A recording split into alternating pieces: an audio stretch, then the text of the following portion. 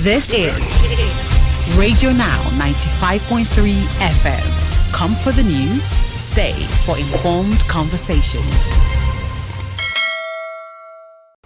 You're welcome to another exciting edition of our exclusive interview on Now Sports Summary right here on Radio Now 95.3 FM Lagos. And I'm Niran Adesanya. Today I've got somebody who is a very good friend of mine and of course a voice that we know in the world of sports, and of course has been there for quite a while. I'm excited, but let me just keep you in suspense a bit. He is a seasoned broadcast journalist with an experience of 32 years in the industry. He has been a voice of sports, news and current affairs over the years. He once served as the Secretary and Financial Secretary of the Real Estate Council of the Sports Writers Association of Nigeria, SWAN, which is a very popular and massive sports body. And he was the media officer of Dolphins. If you follow the Nigeria Premier Football League way back in time, you remember Dolphins Football Club. They were former champions of the league before they were now merged with Sharks to become Rivers United. And he was their media officer for 13 years between 2003 and 2016. He's also the first Nigerian to officially record watching 1,000 games at various stadia across the world.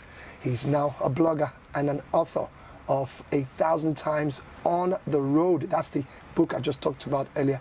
And now he's scheduled for the launch of his new book, which is The Diary of a Vagabond. Ladies and gentlemen, join me in welcoming into our studios the man we call Ikwereman, China Acheru. China, it's such a pleasure to have you join me in the studio this day. How are you doing? Same here, I'm fine. How's it going? Very well. This is Lagos. Very well. Now, Lagos we do. Yes, Now let's start off. We always take people back memory lane. We want people to know about who they were before they became the popular figure in the media industry. For you, how did it all start? When did you decide that you were going to go into the media industry? 1984. Wow, that was very precise. Yes, I was watching the opening ceremony of the Olympic Games, Los Angeles Olympic Games. And right there on the commentary team, opening game, it's not commentary, but right there on the opening ceremony team was Yinka Craig and Akilo Yoyebanji. Wow. I sat in my dad's living room and watching NTA. I just enjoyed the synergy between both of them. I was probably hearing their names for the first time. I said, look, these guys, I can do this. And from that point on, I started going towards that direction. Okay, I always remember Yinka Craig. I always remember that Akilo Yoyebanji. I started watching more of NTA Sports every Saturday at 4 p.m. Yeah. I followed everything they were doing. And here I am today. Wow. I must say that the two names you mentioned are names that a lot of us who are in the media industry, especially sports media, have been influenced by. We also have the likes of Ernest Okonkwo on the commentary, if you're the commentary kind of person. But of course, Yinka Craig and Akilo Yoyebanji, Walter Oyatomu and all the other guys were also there as well. So it's been a nice. But tell us, let's go into your first radio and TV experience as well. Tell us. My first radio experience was Radio Rivers. Okay. There's this fellow called Cyril Dumwite. Okay. I've heard about him. Yes, I used to listen to him from home. They had a program every Tuesday night called Sports Junction. Okay. It was a reggae program at 10 p.m. to midnight. Wow. Then at 10:30, it was like, this is the Sports Junction. It was called Sports Junction. That was our Sky Sports News in those days. So we used to listen from home just to hear the latest. Pre-season, they would tell you, oh, I cited this player in Port Harcourt, you might be joining Sharks. So we used to follow that program every time. And he was a member of my church. Wow. When I met him in church, I said, you did this? He said, yes. I said, okay. So we talk, and he knew I knew sports. So we started talking about football every Sunday after service. I wanted to say, come for my show. Wow. So I left home one night. I got there. I was part of the Sports Junction crew. I probably did a good job. So I became a regular. Wow. That's how I got into radio. Now for TV, I used to watch NTA Port Harcourt Sports, called Sports Panorama. Okay. And I was about 18 years old then. And I used to watch them every Sunday, and for some reason I thought I was better than them. Yes, for some reason. Well, I thought I was better than them. So one day, I got in a taxi from Uniport where I was a student then, went to NTA Port Harcourt, asked to see the producer of that program. You went there without invitation? No, yes. It was just a week, normal weekday. I just went there. That's your youthful exuberance. Yes. So I asked to see the producer, Conrad Kolo Kolo, that was his name. He's not in Bayelsa. Okay. They pointed me to the reception. I just sat outside on the pavement, and they said they would go. So he came. I remember that like today. He looked down at me and said, "Small boy, I heard you looking for me." So I looked up at him. I said, "Yes, I'm looking for." I got up. He said, "What do you want?" So I just told him, "Listen, it was like all die and I die, all die and I die." I just went, "Sir, I watch your program every Sunday, and I think I'm better than all those guys you bring." Hey. So I closed my eyes.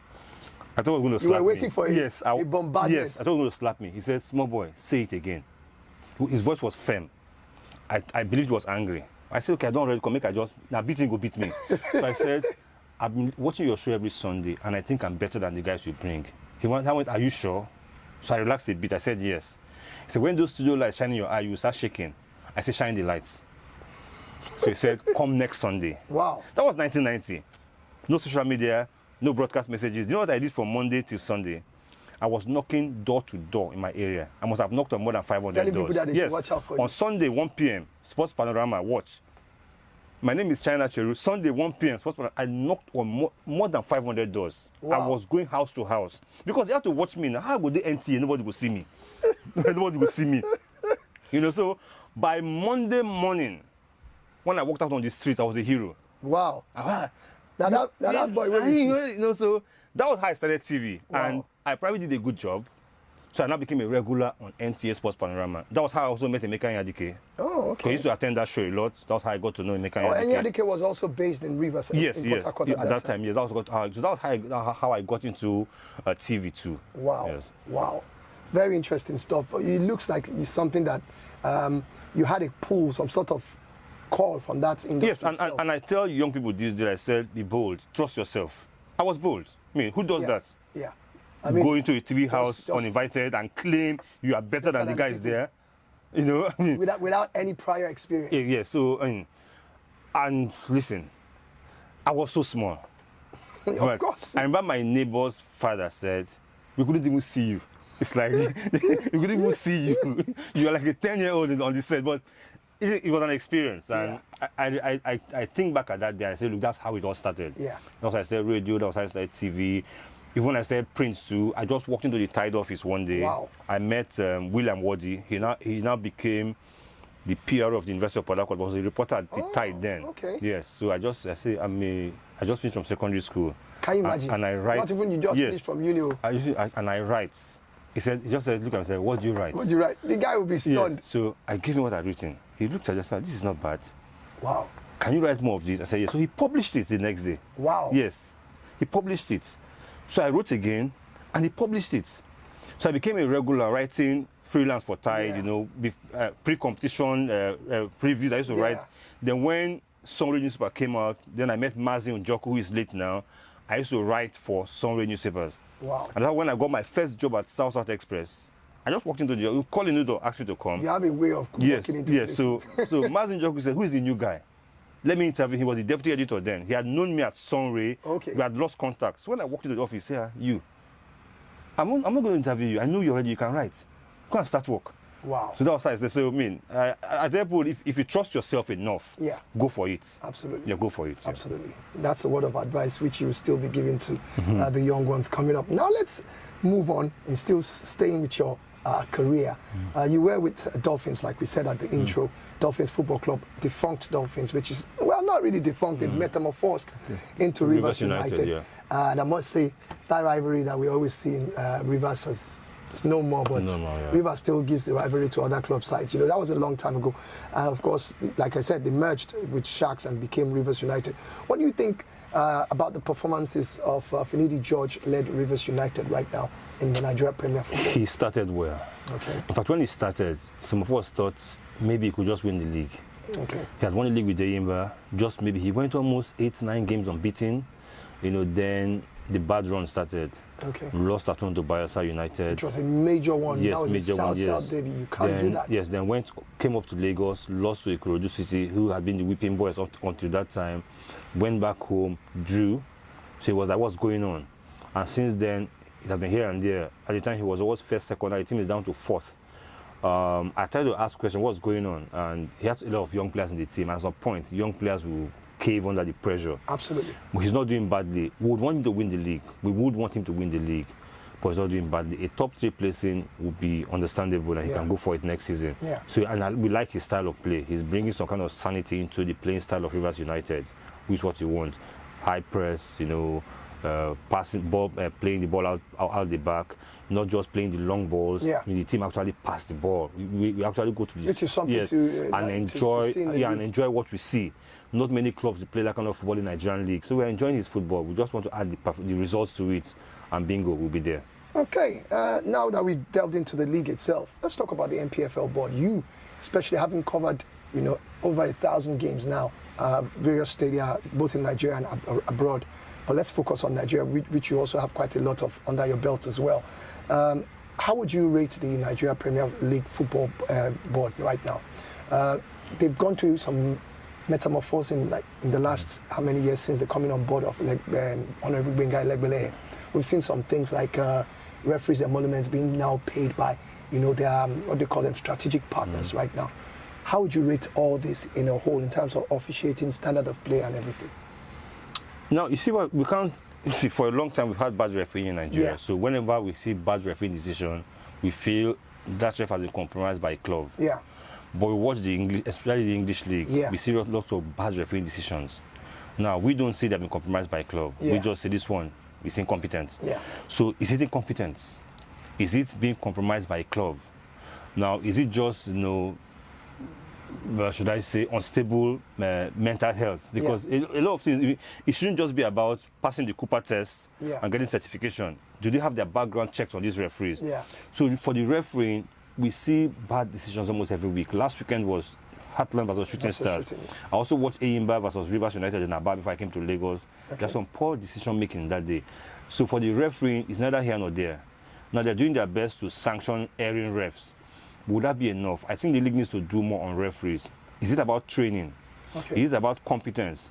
Is it about fitness? Is it about maybe some people don't understand? The referee in England that was just banned or suspended, the one that was a drug user or drug addict, they probably did not know he was using drugs. Yeah, absolutely. Could our referees be using drugs and we don't know about it? So in other words, some kind of doping test? Yes, a lot of things should be done so we can know what is really the problem. Because I feel we have good referees in Nigeria. I do as well. Yes, we do. So we need to check all of that. So refereeing has been neither here or there. For what have the league done, this current board, I think they are just doing what they think they have to do to keep people happy. Yeah. There's a lot more they can do. Okay. We need to see more content from the league. More content from the league. Every day we're on social media, we're seeing content from the EPL, from La Liga. But we don't see content from the league. So we need to see more of that. And that will take a lot. When this money comes, let us look beyond sharing this money to the clubs. Yeah. How can we improve the league? Because listen, you can't support what you don't see. Yeah. I tell people, up till now, I say A is for apple, B is for ball, C is for cat, D is for dog. I learned this over 40 years ago. Yeah. Why did it stick? I saw visuals. My sons know Salah, they know Nunes, they know this player. They don't know anybody in the Nigerian league. You need to see something to like it, to appreciate it. Yeah. So we need more content. Let's have the content out there because we've lost my generation. They're not interested anymore in the league. Yeah. The millennials are not interested. Gen Z want to just press their phones and play PS. So who's going to watch the Nigerian league? That's the job of the league body. So we need more visuals. Let people see it, then they can appreciate it. Wow, that's a very big one. I know they're also working as well because they've got quite a few people trying to do the streaming and all the other stuff. But like you said, it goes beyond streaming. We need to see a lot of all those short clips as well. Yes, we need to. Some brilliant goals get scored by a fantastic player. We should put it out there on social media. And put out stories. Some years back, we had there was this Abia Warrior striker called the Kola Nut Boy. What was the story? Yeah. I used to sell Kola Nuts in Umwa here, and now I'm an Abia Warriors player. Yeah. There are lots of stories around the league that people want to watch, and so we need to get that kind of stuff out. We need to have content creators for the league. Absolutely. Well, the likes of Pooja are doing a good job. The likes of Victor Modu, Toby, but they are working for themselves. Yeah. The league has to either engage them or get their own content creators. Let's push out compelling stories from the league. It's going to grab this generation. Absolutely. I totally agree with you. Now let's talk about wrapping up with the MPFL for now. Which game in all your experience, which game would you say has been your most memorable game that you covered in the Nigeria Premier Football League? My most memorable game in the Nigeria Premier League I've covered, it has to be the final match of the 2004 season. Okay. Dolphins versus Heartlands, the Wire National then. The previous season, we almost relegated. Wow. We survived on the penultimate match day. Wow. And it was Heartland who almost came to Port Harcourt and beat us in Port Harcourt. But we survived. Yeah. Survived relegation. Now we are playing Heartland on the last day of the season. We just need to win the league. And you were playing at home at We were playing Port at Harcourt. home. We won that game 4-0. Wow. It was a massive sweep, massive destruction of Heartland. So I remember my emotions that day. That was my first full season. And you were the media officer? Yes, that was I was just the media officer of the club in November 2003. Wow. That was my first full season as media officer of the club. You know, and we are winning the league. I was just there. I remember colleagues. I still remember Gabriel one entire coming to me and saying, very very funny chap, said, "Do you want to cry?" I still remember because I was so emotional that day. So I will never forget that day. It was, Eyimba needed us to draw in Port Harcourt, and they beat Wiki Tourist in Aba. So we thought, the Nigerian club paranoia, we thought, Eyimba go don't talk to our referees. We had all that fear. All that thinking. When the goals started coming, we want fun. We didn't bother about the Aba game anymore. So it was fun. It was an emotional moment for me. Wow. Yeah. Wow. Very, very exciting stuff. Now let's talk about 32 years on the job. Sometimes some people ask you, if you had the opportunity, would you change profession? I had this talk just last week. Oh, okay. And I said, when I finished school, I spent 3 years looking for a job in the oil industry, right? And I said, maybe if I got that job in the oil industry, there won't be this China Acheru and Acheru people know these days. Absolutely. Yes, I'll be somewhere else. But having done this, right? Yes, we don't have as much money as the oil boys have. We don't have as much money as the bankers will have and all of that. Yeah. But I like what I do. I'm not poor. And that's the interesting Yes, thing. I'm not poor. I have enough to sustain myself and my family, right? I'm happy with what I do. So looking back, I don't think I wouldn't have done something else. Looking back, I would have thought, okay, maybe I would have made better decisions. Yeah. Even while being in the media. Yeah. Yes, but I know I made some wrong decisions. But 32 years down the line, I'm happy with where I am. Absolutely. Yeah, I'm really happy with where I am. Nice one. Now let's go straight to your book now. You've already written 1,000 times on the same road. And of course, we talked about it before you came into the studio. You said it's done absolutely well, possibly even beyond your expectations. Yes. The new one comes out very soon, next month, right? Next month, 14th of March. 14th of March. And it's called The Diary of a Vagabond. What inspired that title? Yeah, when I wrote the first one, I just wrote I'm very bad at titling books. Okay. So I'd written the book, and I was with a footballer, Brownie there. Okay. We all know him, and his wife asked me, your book project, what's the title of your book? I said, shockingly, I don't know. She said, okay. She said, what's it about? I told her I had just officially watched 1,000 games. So this is the story of my journeys. She said, okay, give me 3 days, I'll come up with something. She gave me 3 ideas, and one of them was 1,000 times on the same road. I thought that was great. Wow. I said, okay, I like this one. That was how I got the title of that book. When I was writing this, I had completed the book. I was just talking about my journeys, adventures, and all of that. And my editor kept on asking me, oh boy, what will be the title of this book? I don't edit books without a title. I said, no, just edit. So when we are done, he said, well, what's the title of your book? I said, I have no idea. So when I was done, I was just at home one day. I was thinking about an encounter with school, when I was in secondary school, where I don't know how that thought just flashed through my mind, where someone was called a vagabond. He didn't take it kindly. People took off their shirt and they said fighting. But it's supposed to be a curse word. Yeah. So I went to the dictionary. What did this vagabond really mean? And he stated clearly, a vagabond is a person that moves around from place to place as if he has no job or home. Wow. I'm like, pretty much like a nomad. yes. I'm like, okay, I had a job, I had a home, but I behave like a vagabond. All these journeys, every week I'm in another place. So maybe I'm a vagabond but with a job and a home. So I called my editor, I said, am I a vagabond? He said, why, you're not? I said, but look at the meaning. Think about what I've done. Okay, I acted like a vagabond. Can we do Diary of a Vagabond? He said, it sounds nice. Let's think about it for 2 days. So we talked about it and we said, okay, let's do it. Diary of a Vagabond. And the whole idea about the word vagabond is that people still see vagabond as, so people are going to be asking, who is the vagabond? Yeah. Are you the vagabond? So I wanted something that would catch people's attention. So that's how I came with that title, The Diary of a Vagabond. Yeah. Wow. Because it's a story about my journeys around the world. I think it's also going to be a very arresting one. People would want to wonder, why would you call yourself a vagabond? Just like you said as well, you had programmed it in your mind because of the way people reacted to that word generally across the country, that you call somebody a vagabond, the person feels you are cursing them, you're cursing him. But in the true sense of the meaning, it's not a curse. It's not even anything bad. It's just a description of the kind of person you are. I think a lot of people will learn lessons from it, and just as they see the book, I'm sure a lot of people will also pick up their dictionary and say, do you know what? For this guy to call himself a vagabond, let me try and find out what the real meaning of this thing is. And a lot of people will probably learn from it. Nice titling of the book. Now let's wrap up and talk about something that we cannot stop talking about, especially if you want to have a fantastic 2026. That's the FIFA 2026 World Cup. And the qualifiers start in March.